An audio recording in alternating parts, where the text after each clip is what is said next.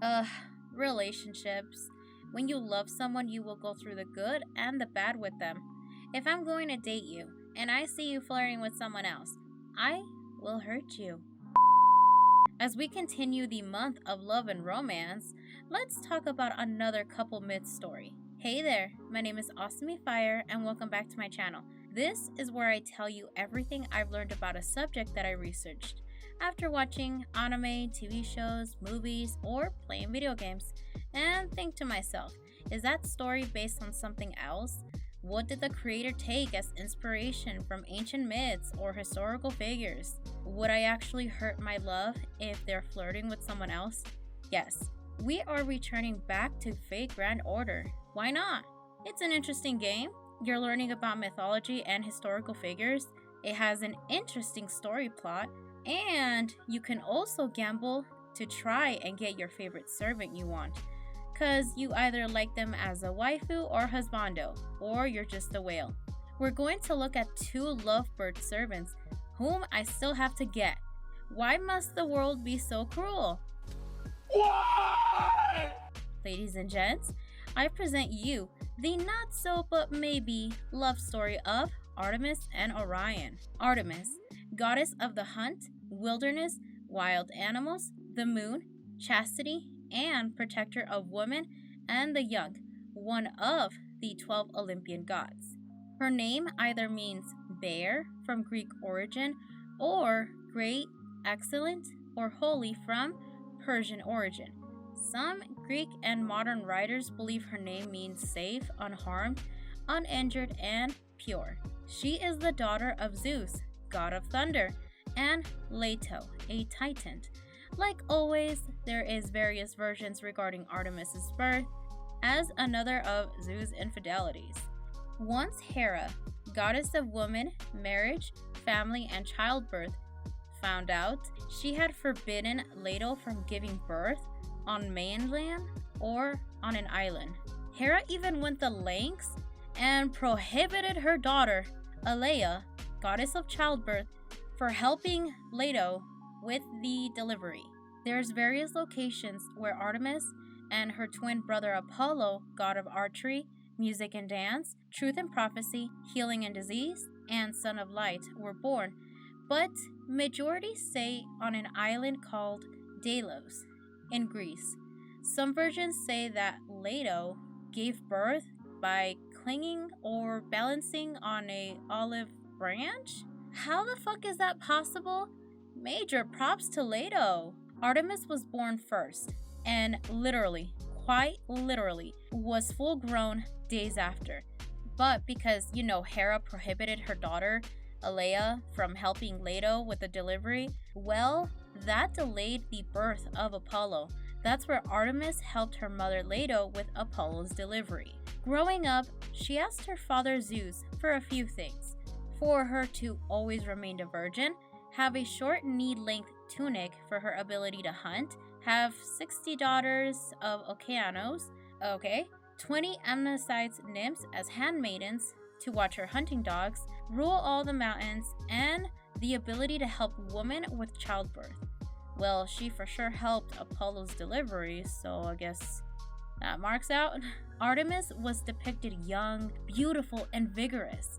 She would be seen carrying a quiver with arrows and holding a bow made by Hephaestus, god of fire, blacksmith, craftsman, and the Cyclops, and alongside, accompanied with an animal with her by her golden chariot. Also associated with being the goddess of the moon, she would be seen wearing a long robe with the crescent moon crown on her head. Artemis was very serious about maintaining her virginity. Remember, kids, virginity is cool. That brought a lot of attention and interest from many gods and men. Alpheus, Actaeon, Adonis, and Cypriotes, just to name a few, had tried to make moves, tried to rape her, or seeing Artemis naked while bathing. Definitely did not hold back by killing them or punishing them. Naughty, naughty boys. You don't do that to a lady unless given permission. But it was with Orion, whom Artemis deeply fell in love with. Orion's birth is a strange one. Either he was the son of Poseidon, god of the sea, and Euryale, daughter of Minos, king of Crete, and he was born in Boeotia, or son of Uraeus and Clonia. I couldn't find information on these two. Or several gods, Zeus, Hermes, and Poseidon, stopped by Uraeus' home, a shepherd.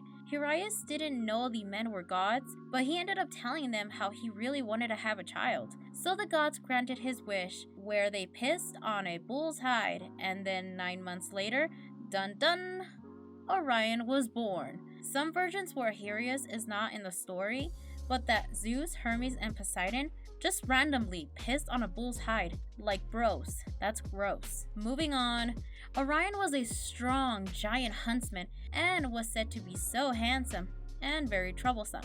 Since some accounts say Orion is son of Poseidon, it had given him the ability to walk on water, which is where he traveled to Chios. There he met Merope, either fell in love, tried to get with her, or tried to rape or did rape her.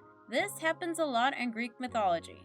Her father, Iopion, king of Chios, disapproved or was royally pissed. So for Orion's punishment, with the help of Dionysus, god of wine, they got Orion drunk so they would blind him. Orion, now exiled, wandered Greece blindly until Hephaestus found him and felt sorry for him. So Hephaestus sent his servant, Celion. Celion rode on Orion's shoulders, guiding him headed east.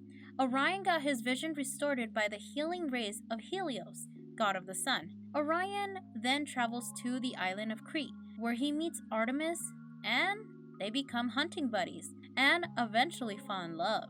Other versions say Orion tried to rape her but became friends or got killed by Artemis after his attempt. But hey, I don't know. Of course, there's various versions of Orion's death after his encounter with Artemis. Orion brags about how he can kill anything on Earth.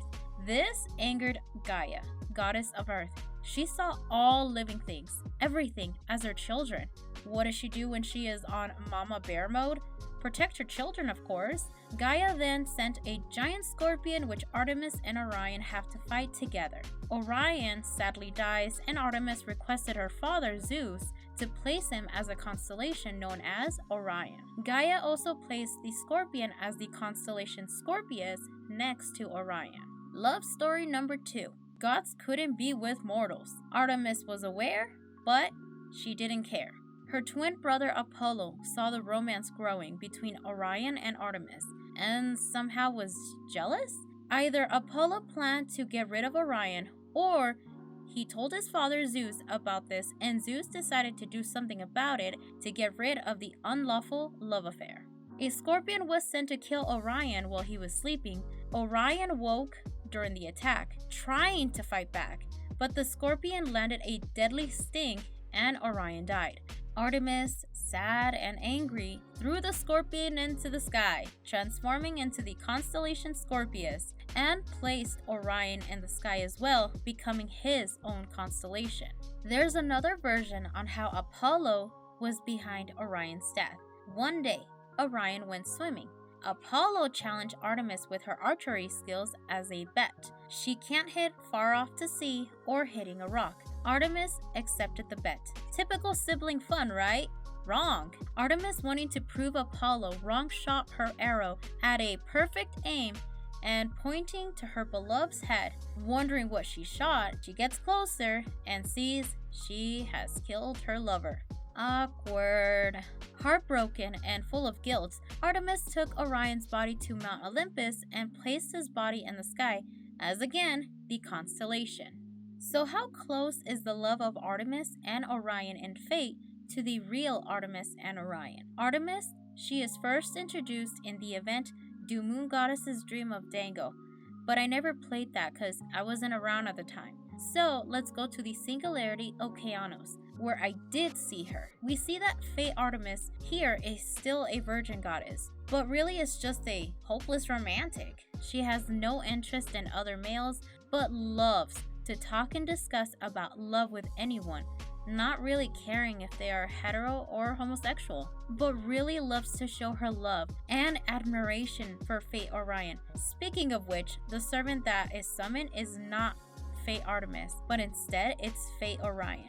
In Fate, gods can be summoned for the reason that they are too strong, but for this situation, Orion was going to be summoned, though Artemis senses he is going to be summoned and the world is in danger, so she is worried Orion wouldn't be safe.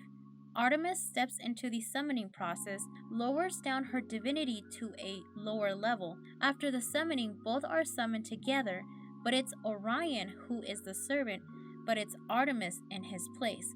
That's why we see Orion as a teddy bear mascot with Artemis. She is quick to anger and even faster to dwell swift to punish Orion anytime she sees him flirting with others. She considers that as cheating, although Orion does deserve it in my opinion. Let's talk about Fate Orion now. In Fate, he is the son of Poseidon and Euryale, not the little one, but another one with the same name. He is a playboy, always flirting and trying to get with women that are married or not. Didn't matter, as long as they were cute. Jesus Christ. He would boast about his abilities as a hunter. Though it's not stated how exactly he got blind in Fate, it has something to do with women. He meets Eos, goddess of dawn, to restore his sight. It is after this he meets Artemis and forms a friendship, but Orion would never attempt to pursue her with anything sexual. He would say it was something like a hunter's instinct to not do that. Now about his death. Fate Artemis's older brother, Apollo, is not happy with the relationship Artemis is having with Orion due to how Orion naturally is and forms a plan. Apollo challenges Artemis to shoot a scoundrel named Cadian that was swimming. Artemis, being a great archer, aims for the head and shots right through it. However, as she gets closer, she sees that it is her beloved Orion. Mourning and holding his body, she thinks to bring his body to life with the help of Asclepius. However, he was killed by Zeus's thunder before Asclepius could bring Orion back to life. With nothing else to do, she places Orion in the stars, as you guessed it, the constellation Orion. So, how does the love story compare to the real story of Artemis and Orion? I think that Fate Orion and real Orion are similar, except for Fate Artemis and real Artemis. It's a bit different. Fate Artemis and real Artemis are both similar for being quick to anger and punishment, no doubt about that. But as I mentioned before, Fate Artemis is a hopeless romantic, while the real Artemis would do anything to protect her virginity. Fate Artemis's and real Artemis's physical appearance is very different. Real Artemis was known for wearing a short, neat length tunic skirt for her ability to hunt, similar to Athena, while Fate Artemis's outfit is a bit showy. But probably the reason why Fate Artemis's outfit is different than the real Artemis is because Fate Artemis was summoned on behalf of Orion.